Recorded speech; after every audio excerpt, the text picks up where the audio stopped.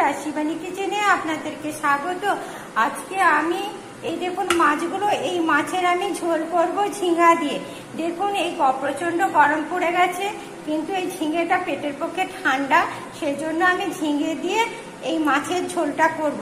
এবার চলুন প্রথমে মাছটা একটু হালকা করে ভেজে নিই।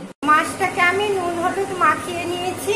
দেখুন কড়াতে তেলটা গরম হয়ে গেছে। এবার এই দেখুন মাছটা ছেড়ে দিলাম।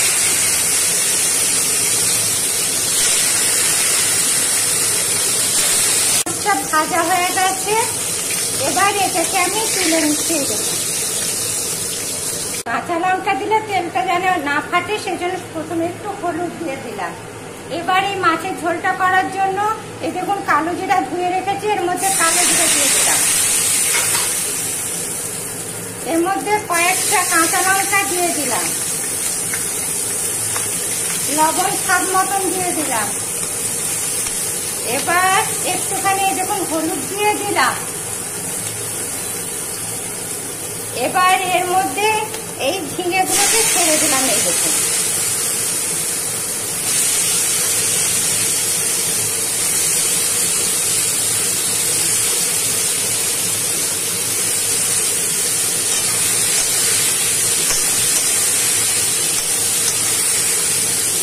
এবার এগুলোকে একটু ঢাকা দিয়ে দেবো।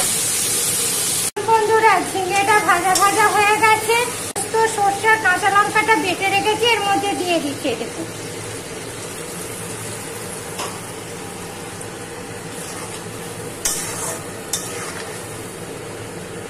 দিয়ে এটা আমি এবার ঢাকা দিয়ে দেবো।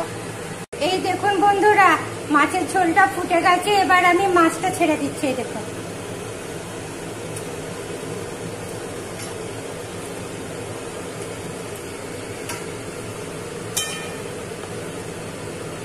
এবার ঢাকা দিয়ে দিয়েছি, একটু ফুটে গেলেই নামিয়ে নেব।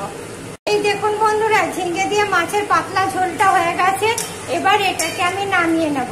আপনারাও এইভাবে ঝিঙ্গে দিয়ে মাছের পাতলা ঝোল করবেন, দেখবেন দারুণ খেতে লাগছে। আর আমার এই রেসিপিটা আপনাদের যদি পছন্দ হয় তবে লাইক করবেন, কমেন্ট করবেন, শেয়ার করবেন।